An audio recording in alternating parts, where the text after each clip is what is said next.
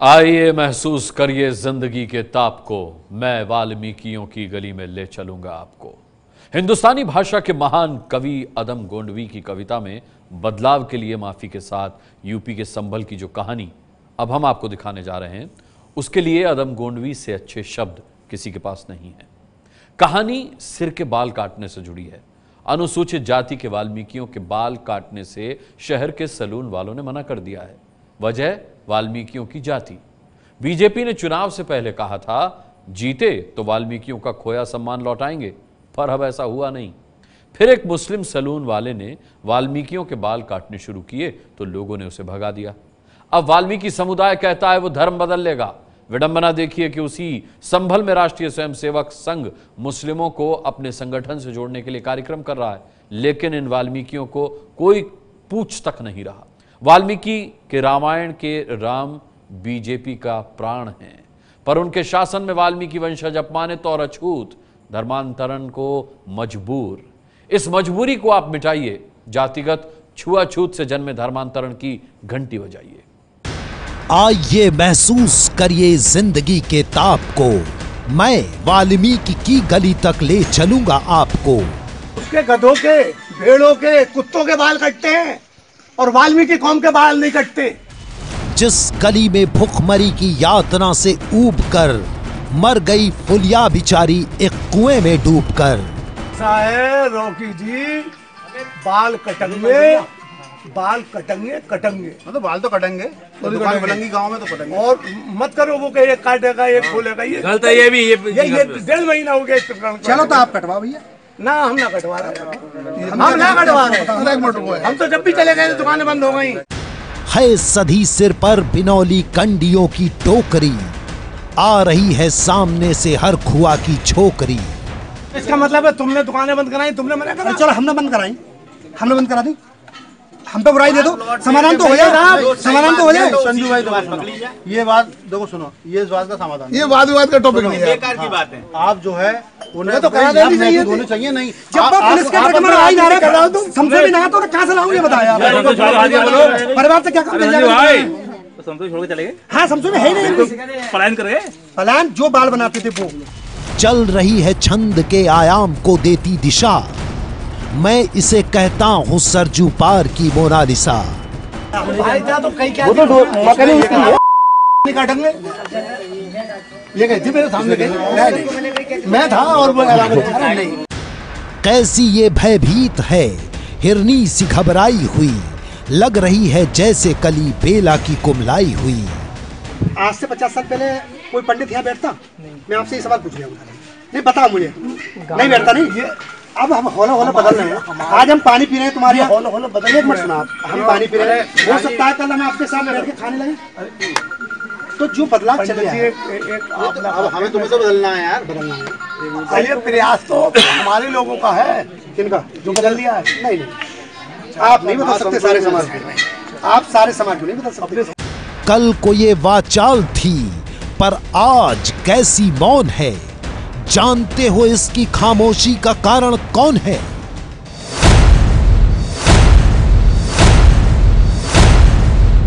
उत्तर प्रदेश के संभल के लोगों के चेहरे खामोश हैं, दिल में दर्द है समाज में बराबरी का हक न पाने का। हिंदू राष्ट्र का सपना दिखाने वालों के लिए संभल के ये लोग किसी आईने से कम नहीं है, जो कहता है कि पहले अपने ही धर्म के लोगों को जोड़ो, समाज में ऊंच नीच दूर करो, एक परिवार बनो। संभल में ऊंच नीच के इसी भेदभाव की परेशान करने वाली पूरी खबर आपको दें, उससे पहले हम आपको इसी शहर की एक और तस्वीर दिखाते हैं, जिसमें राष्ट्रीय स्वयंसेवक संघ की रैली का मुसलमान स्वागत कर रहे हैं। इस दौरान भारत माता के नारे भी लगाए जा रहे हैं। माना जा रहा है कि आरएसएस की ये कोशिश मुसलमानों को करीब लाने की है, लेकिन विरोधी कह रहे हैं कि हिंदू राष्ट्र का सपना देखने वाली आरएसएस जब हिंदुओं को एक नहीं कर पा रही, तो ऐसे में वो दूसरे धर्म के लोगों को कैसे जोड़ेगी। दुकानों पर पड़े ये ताले हमारे समाज की सोच पर पड़े ताले हैं, जिनकी चाबी को समाज के चंद ठेकेदार लोगों ने जानबूझकर खो दिया है, ताकि समाज में भेदभाव की दीवार मजबूती से खड़ी रहे। दरअसल ये बाल काटने की दुकानें हैं, जिनके मालिक इन्हें बंद करके फरार हो चुके हैं, ताकि उन्हें कथित तौर पर नीची जाति के लोगों के बाल न काटने पड़े। वाल्मीकि समाज के लोगों का आरोप है कि ये सब कुछ ऊंची जाति के लोगों के इशारे पर हो रहा है। ऐसे में वो बाल कटवाने के लिए दूसरे गांव में जाने को मजबूर है। सब बना ये हम जाते हैं सेब बनवाने के लिए, मना कर देते हैं गाँव वाले या नहीं मना कर देते? नहीं मना करते। नहीं क्यों मना करता? हम नहीं बना पाएंगे, अपनी कहीं अंत जाकर बनवाओ। पूछा नहीं क्यों बनवाए हम अंत जाके? हमारी जो है हाँ। और कौन लोग कोई विरोध करते हैं आपके ऊपर? और भी विरोध करते हैं। बाबा आप बताओ कौन विरोध करता है? पूरा काम भी विरोध करता है इस बात का। क्या कहता है? ये कहते हैं हम तो ना बेटिया कहते हैं कि भाई हमारी दुकान में और जाति कोई नहीं आएगी, अब तुम बनाओ, तुम्हारी बनाएंगे। वाल्मीकि समाज से संभल में और कौन कौन से अत्याचार हो रहे हैं ये आपको बताएं, उससे पहले आपको दिखाते हैं कि कैसे इन लोगों ने इस भेदभाव के खिलाफ मोर्चा खोल दिया है ताकि आजादी के बाद से चली आ रही ये गलत परंपरा खत्म हो सके। सोमवार को इसी सिलसिले में पंचायत बुलाई गई, जिसमें दलित समाज के नेताओं के साथ गांव के प्रधान संजीव शर्मा और बहजोई थाने के प्रभारी निरीक्षक रंजन कुमार शर्मा भी मौजूद थे। सबसे पहले सुनिए इस बातचीत के कुछ हिस्से। उसके गधों के, भेड़ों के, कुत्तों के बाल कटते हैं और वाल्मीकि कौम के बाल नहीं कटते। उन्हें बुला लेती हैं, इस मोहल्ले के लोग बैठ जाते हैं, उनसे पूछते हैं तुम्हारी राय क्या है, तुम्हें किसने मना किया बाल काटने के लिए, तुमने अपनी मर्जी से डिसीजन लिया या किसी सुनो एक मिनट, किसी ने तुमसे मना किया, वो ये बात बताएंगे। फिर हम उनसे राजी से कहेंगे, प्यार हाथ जोड़ेंगे उनके, भैया हम कह रहे हैं या गाँव में शांति बनी हुई है, इनके बाल काट दो। पंचायत में दोनों पक्षों की बातें सुनकर आपको लग सकता है कि पूरा समाज इस गलत नियम को बदलने के पक्ष में है, लेकिन आपको ये जानकर हैरानी होगी कि इस सहमति के बावजूद ये पंचायत बेनतीजा खत्म हुई। ऐसे में वाल्मीकि समाज ने मांगे पूरी न होने पर धर्म परिवर्तन का ऐलान कर दिया है। नहीं करते, ढिंग बैठे तक को नहीं करते। क्या कहते हैं? मैं कहता हमारे ढिंग मत बैठो, दूर बैठो। अच्छा, कोई लिए नहीं करते, बाल हम नहीं काटेंगे, हम काटेंगे तो और जाति सब बिरादरी पूरा गांव वो उठाता है। कौन जाति? ठाकुर है, बामन है, मुराब है। ठाकुर है, बामन है, मुराब है, जाटम है, पंडित है। क्या कहते हैं ये लोग? लोग कहते हैं कहा तुम बाल का तुम्हारे काटेंगे तो हम नहीं कटवाएंगे तुमसे। क्यों नहीं कटवाएंगे? पूछा नहीं हम कहाँ जाएं, क्या करें? छुआत मानते हैं। अब सवाल यह है कि संभल में ऐसी नौबत क्यों आई और आखिर अब ऐसा क्या हो गया जिसने लोगों को आजादी के बाद इस गलत परंपरा के खिलाफ खड़ा कर दिया है। इन्हीं सवालों के जवाब जानने के लिए हमने गांव के ही लोगों से बातचीत की। इस दौरान हमारी मुलाकात संतोष और विनोद से हुई, जिन्होंने बताया कि गांव की ऊंची जाति के लोग उन्हें मंदिर में भी नहीं जाने देते। सबसे बड़ी बात कि हम मंदिर में जाते हैं तो हमें पूजा करने को बिल्कुल अधिकार नहीं है। कौन कहता है? ये यहाँ के हमारे ब्राह्मण लोग हैं, ठाकुर लोग हैं, पंडित लोग हैं, ये सभी लोग कहते हैं, हमसे ऐतराज उठाते हैं। क्या ऐतराज उठाते हैं? क्या बोलते हैं? कहते हैं हमसे कि और तुम लोगों के लिए इस मंदिर में आने का अलाउड नहीं है। और बाल कटवाने जाते हो तो नाई क्या कहते हैं? जाते हैं तो नाइयों के पास में जाते हैं तो नाई लोग ये कहते हैं कि ये कुर्सी छू जाएगी तुम्हारे से और तुमसे हमारे कपड़े छू जाएंगे। संभल के इस गांव में छुआछूत की जड़ें कितनी गहरी हो चुकी हैं, इसकी मिसाल हमें वीरेश से मिलने के बाद हुई। वीरेश दिव्यांग है, फिर भी वो बाल कटवाने के लिए गांव से 10 किलोमीटर दूर जाने को मजबूर है। और लोगों के बाल काट रहे थे तो पूछा नहीं क्यों नहीं काटोगे हमारे बाल? हाँ तो हमने बताया था ना, तो मतलब हमने कहा था तो वो कह रहे थे मतलब बाल नहीं कटेंगे। अच्छा, यही कारण है, नहीं तो गांव के लोग नहीं आएंगे हमारे पास। बड़े ही नहीं, छोटे छोटे बच्चे भी समाज के इस कलंक को ढोने को मजबूर हैं। कुमकुम से मिलिए, जो चाहे कुछ जानती हो या नहीं, लेकिन समाज के नियमों को भली भांति जानती है। बोलते हैं आप बाल नहीं काटेंगे। क्यों नहीं काटेंगे? पूछा नहीं? वो छुआछूत मानते हैं, क्योंकि हम छुआछूत मानते हैं। हाँ। और अगर आप दूसरे मोहल्ले में जाते हैं, दूसरी बिरादरी, अगर आप पानी पीने को होता है तो आपसे क्या कहते हैं? ये बोलते हैं यहाँ पर नहीं पियो पानी, अपने मोहल्ले में पीना। क्यों नहीं पियो यहाँ? नहीं पीने। अब सवाल यह है कि आखिर आजादी के बाद से जो सितम ये लोग अपनी तकदीर समझकर झेलते आए थे, आखिरकार वो उसके खिलाफ कैसे हो गए? तो इस सवाल का जवाब हमें रॉकी नाम के इस नौजवान ने दिया, जिसने बताया कि बीजेपी ने उन्हें भरोसा दिया था कि उनकी सरकार में उनका सम्मान लौटाया जाएगा। अब जब योगी सरकार आ चुकी है, इनका आरोप है कि बीजेपी अपना वादा भूल गई है, लेकिन ये लोग अब और सहने को तैयार नहीं है।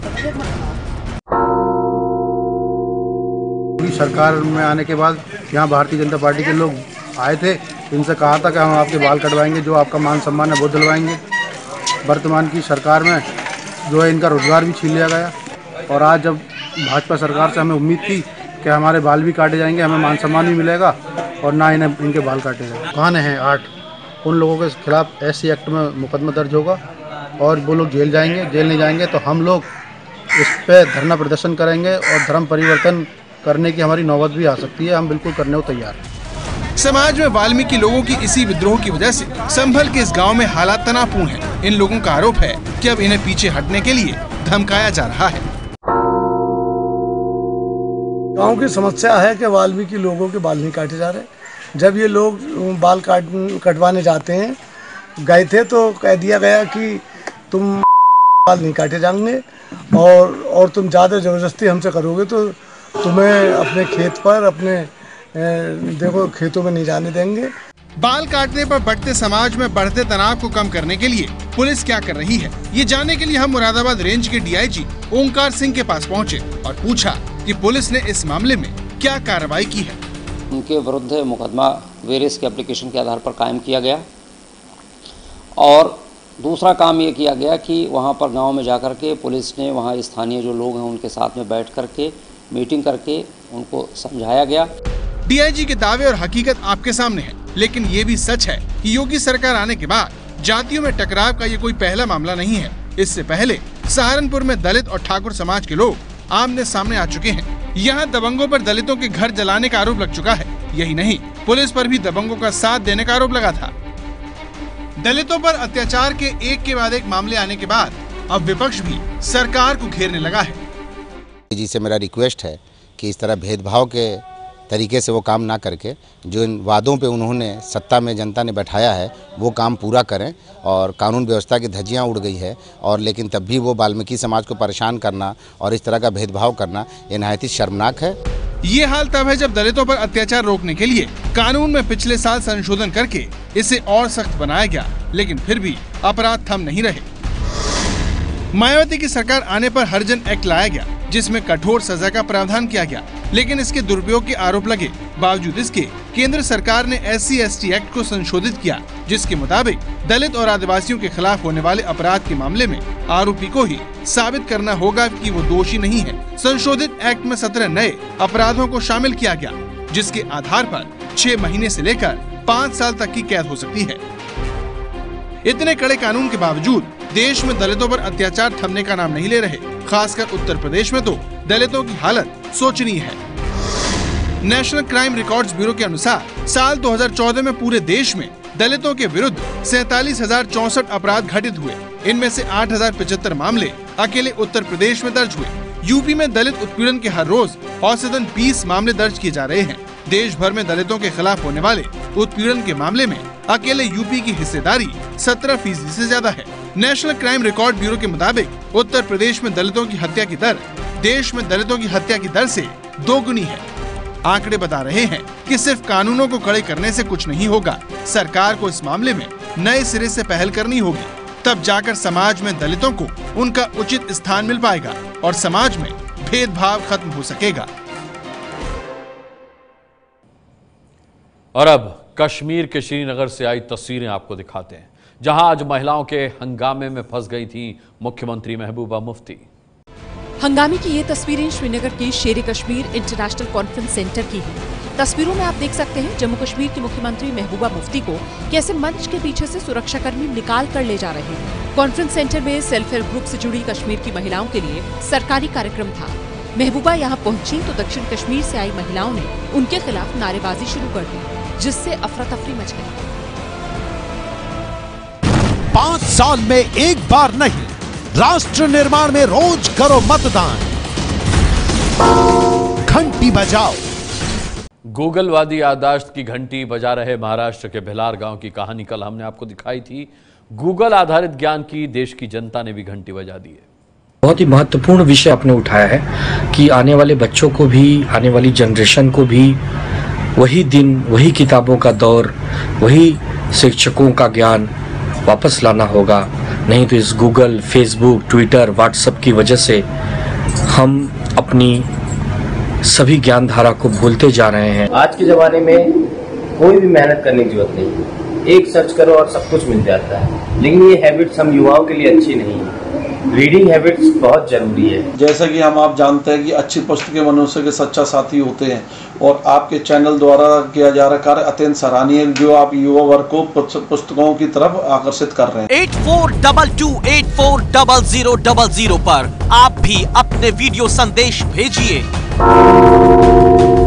देश के मुद्दों पर अपने वीडियो संदेश हमें भेजते रहिए हमारे नंबर 8422840000 पर। अब आपसे कल मुलाकात होगी कुछ और घंटी बजाने वाली बड़ी खबरों के साथ। ये है एबीपी न्यूज, आपको रखे आगे।